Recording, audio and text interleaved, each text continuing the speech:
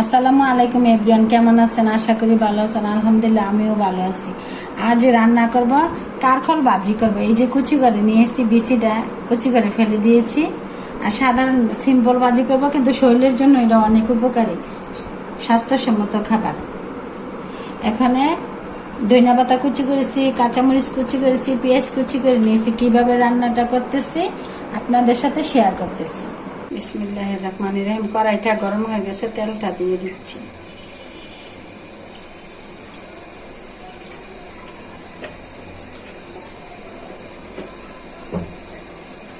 তেলটা ভালো করে গরম হয়ে গেছে, পেঁয়াজ কুচিগুলো দিয়ে দিচ্ছি।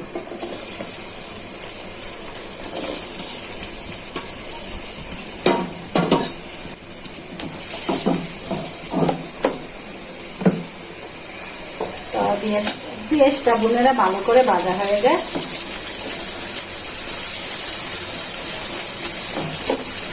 তো বোন পেঁয়াজটা প্রায় ভাজা হয়ে গেছে, পুরা ভাজা করে নাই, কারণ কারখোল গুলো ভাজবো তো, তার জন্য। আর সাধারণ একটা ভাজি, এটা মশলা দেবো না, মশলা ছাড়া ভাজি করবো। অনেক গরম, আর এইভাবে ভাজিটা করলে খেতেও ভালো লাগবে, অন্যরকম একটা স্বাদ। দিয়ে দিচ্ছি খালি কাঁচামরিচ, দিয়ে দিচ্ছি লবণ। এই সাধারণ ভাজিতেই অসাধারণ খেতে। এরকম ভাবে ভাজি করে বোনেরা খেয়ে দেবে না। আল্লাহ কি নিয়ামত, আল্লাহ কত রকমের শাক সবজি তৈরি করেছে ধাপে ধাপে। আমরা ইচ্ছা করলে একটা পিঠাও তৈরি করতে পারবো না। আল্লাহ সব কিছু তৈরি করে নিয়েছে। আর ভালো করে সিদ্ধ হওয়ার জন্য একটু দেখে দিচ্ছি। দেখি তো বোনেরা কিরকম হয়েছে। সবুজ জিনিস দেখতেই ভালো লাগে।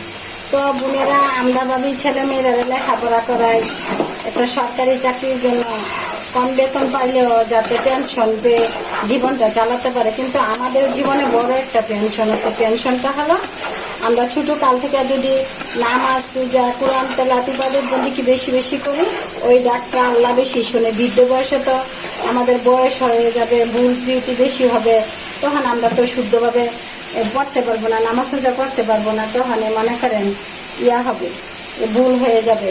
তো এরকম কম বয়সে নামাজ রোজা করলে ওইটা আমরা মৃত্যুর পরে ওইটাই হবে আমাদের পেনশন, ইবাদত বন্দেগী। তো সবাই ছেলে মেয়ের এরকম শিখাবেন, নিজেরাও করবেন। এই যে আমার একটু অনুরোধ রইল, আমরা সবাই যেন ভালো করে। আর যে গরম করে, এসির থেকে বের হলে গরম করে, কিন্তু এই গরমটাতে ইচ্ছা করলে আমরা থামাইতে পারি না। আল্লাহ হালকা একটু বাতাস দিলে শরীর ঠান্ডা হয়ে যায়। তো মানে এইভাবে আমাদের জীবনটা কাটবে। রান্না বান্না, কাজ কর্ম, চাকরি বাকরির পাশাপাশি ইবাদত বন্দেগী একটু আমাদের করতে হবে। ওইটাই আমাদের মরার পরে টেনশন। আর একটু দেখে দিই ভালো করে সিদ্ধ হওয়ার জন্য। তো দেখি বোনেরা ভাজিটা কিরকম হয়েছে।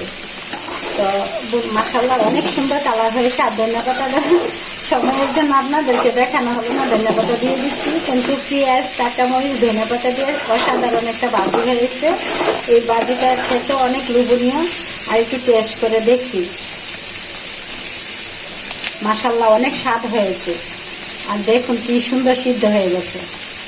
তো বোনেরা ভালো থাকবেন, সুস্থ থাকবেন। আমার ভিডিওগুলো বেশি বেশি দেখবেন, লাইক কমেন্ট করে সাপোর্ট করে আমার পাশে থাকবেন। আল্লাহ হাফেজ।